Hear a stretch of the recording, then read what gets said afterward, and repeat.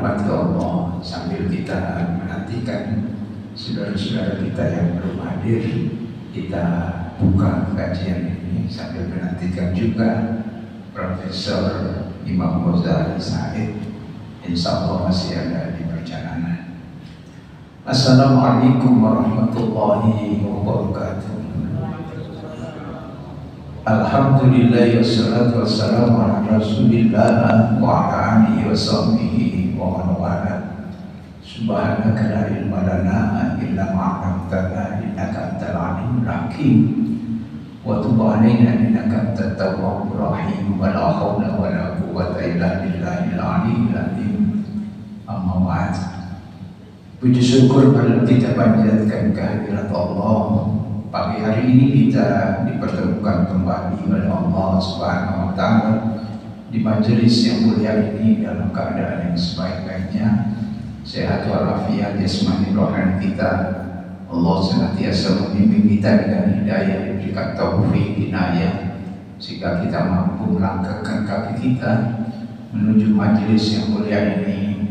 Mudah-mudahan setiap langkah kita mengangkat derajat kita dan setiap langkah kita mengampunkan dosa-dosa kita. Amin ya rabbal alamin. Salawat serta salam semoga tetap tercurahkan ke hadirat junjungan kita Nabi Muhammad SAW beserta keluarga dan para sahabatnya serta umatnya yang setia melaksanakan ajarannya ila yaumil qiyamah. Kita doakan saudara-saudara kita yang pagi hari ini berhalangan hadir, mungkin karena sakit, mudah-mudahan segera diberi kesembuhan oleh Allah Subhanahu wa Ta'ala, atau mungkin karena kesibukan-kesibukan yang lain, mudah-mudahan kesibukannya diberi kemudahan dan keselamatan oleh Allah Subhanahu wa Ta'ala. Amin ya rabbal alamin. Jamaah sekalian, pagi hari ini kajian kitab Bidayatul Mujtahid, perbandingan madhab, yang insya Allah akan disampaikan oleh Profesor Dr. Imam Ghazali Said dari CMA, dan sudah menjadi kebiasaan datang yang sudah kita pastikan maksimal jam 7.45 menit. Nah, ini termasuk diimbui namanya, diimbui. Karena kita ini suka kalau diimbui, ya. Beli apa-apa itu minta ibu. Yang tidak mau diimbui itu kalau naik angkot diimbui itu tidak mau, malah marah. Nah, ini kebiasaan kita.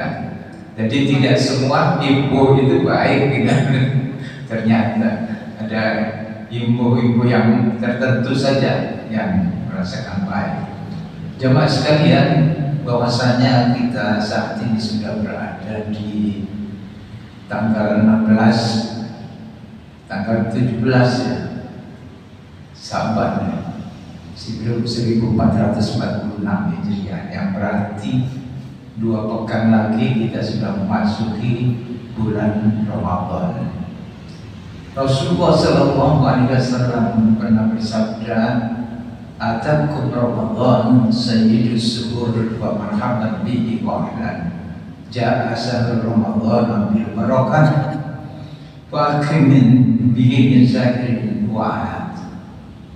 Telah datang kepada kalian bulan Ramadan, penghulu segala bulan. Di Ramadan itu merupakan raja dari segala bulan yang ada. Maka apa kata Rasulullah SAW? Ucapkan selamat datang, marhaban bihi wa ahlan, kepada bulan Ramadan itu. Telah datang bulan puasa membawa berkah, bahwa bulan Ramadan itu di dalamnya kata Allah bihi siyama, di dalamnya kita diwajibkan berpuasa. Dan tidak sekedar lalu kemudian fa'akrim bihi min zairin wa'ad, maka alangkah mulianya tamu yang datang. Di Ramadan diibaratkan oleh Rasulullah SAW sebagai tamu yang mulia. Tidak sekedar tamu, tapi tamu itu membawa berkah. Kalau diterjemahkan, kita ini tidak terlalu tertarik dengan berkah. Berkah itu ya berkah itu saja. Tapi nek berkat itu rada tertarik, rada berkat tidak gitu. Makanya tamu ini tidak sekedar bertamu, tapi tamu mulia ini membawa berkah. Kalau diterjemahkan bawa oleh-oleh gitu ya. Nah, ini yang kita harapkan itu kan oleh-olehnya itu. Apa berkah Ramadan? Sangat banyak ya. Sangat banyak.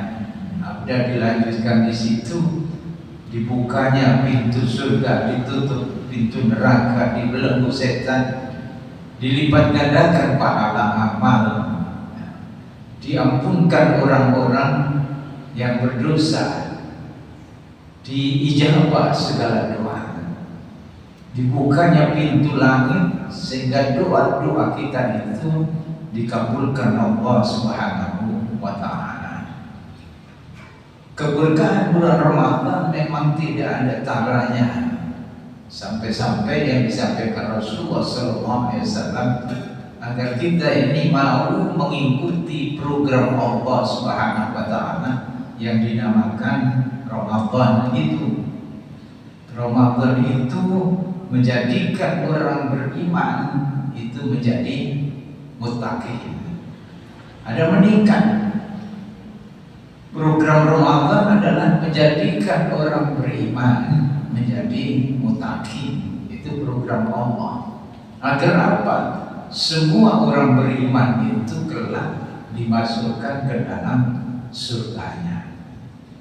Karenanya di bulan Ramadan itu Allah mengampunkan segala dosa.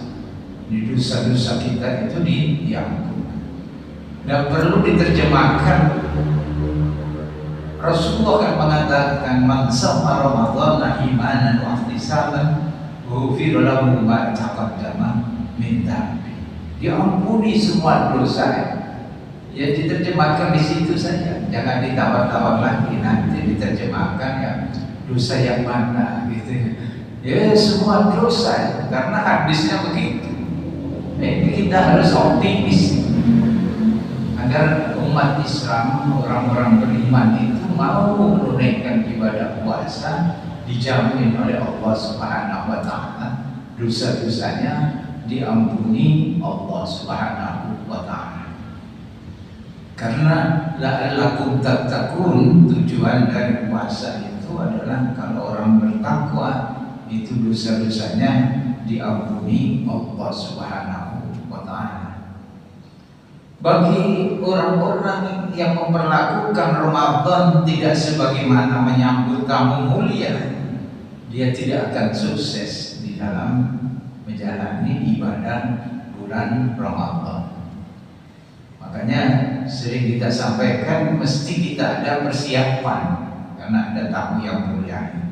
Seperti kalau kita itu mau menyambut tamu mulia, kita ditamoni calon besan saja itu mesti ya siap-siap, rumah dibersihkan, lalu kemudian dibuatkan makanan, jajanan, lalu tampil dengan penuh keramahan.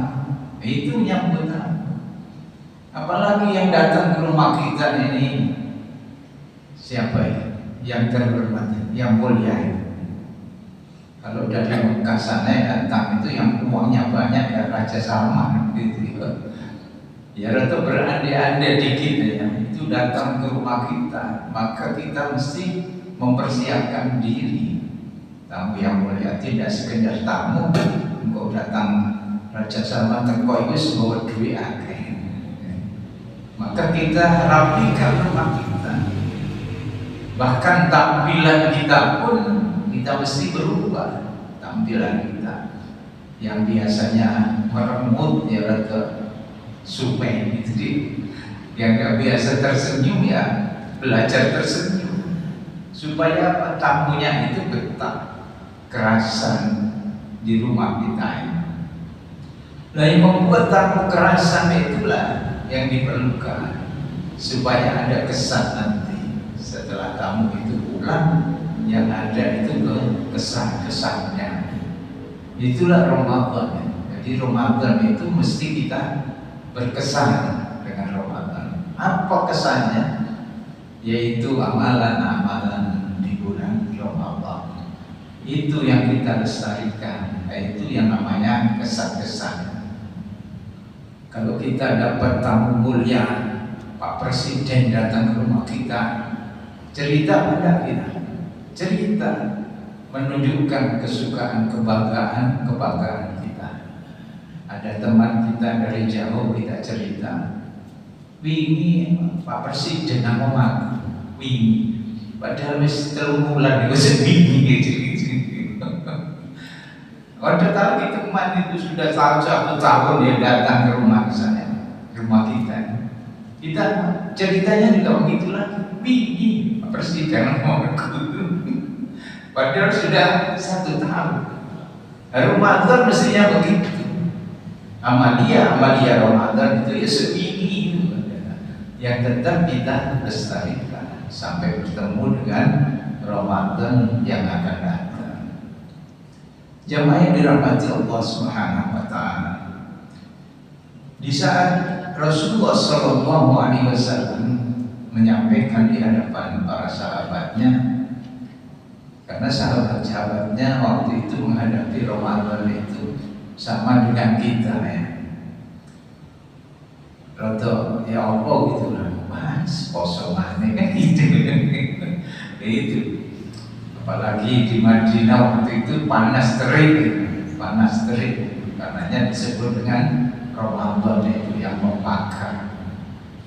Karena begitu panasnya cuaca di Madinah, maka sahabat-sahabat itu ya untuk ngerintih ketika ada ayat ya ayyuhalladzina amanu kutiba alaikumusiyam, itu sahabat-sahabat ya rada lesu. Sama dengan kita manusia. Siapa yang mengatakan bahwa sing seneng poso itu asli sopo? Tidak ada. Kalau seneng poso enak ditraktir makan sate guling, ya seneng milih sate guling memang poso. Apa poso itu? Poso. Sahabat-sahabat juga begitu. Panas begini ada perintah puasa. Ya ngerintih mereka, lesu gitu. Jadi melihat sahabat-sahabat pada tertentu lesu seperti ini, lalu sahabat Rasulullah mengatakan, qad ja'akum syahrul Ramadan mubarak, syahrul mubarak. Telah datang kepada kalian bulan Ramadan, bulan yang penuh berkah, bulan yang diberkahi. Nah, ini bedanya di sini. Kalau sahabat-sahabat mendengar khutbah Rasulullah SAW seperti itu, bahwa Ramadan itu tidak sekedar bulan biasa, tapi bulan yang penuh berkah. Ya jengkel. Nah itu bedanya dengan kita. Kalau kita dikatakan berkah itu ya biasa-biasa saja.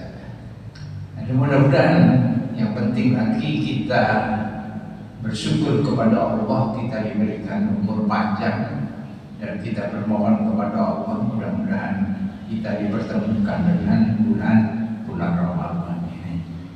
Kiranya sudah hadir di tengah-tengah kita Profesor Dr. Imam Muzali Said.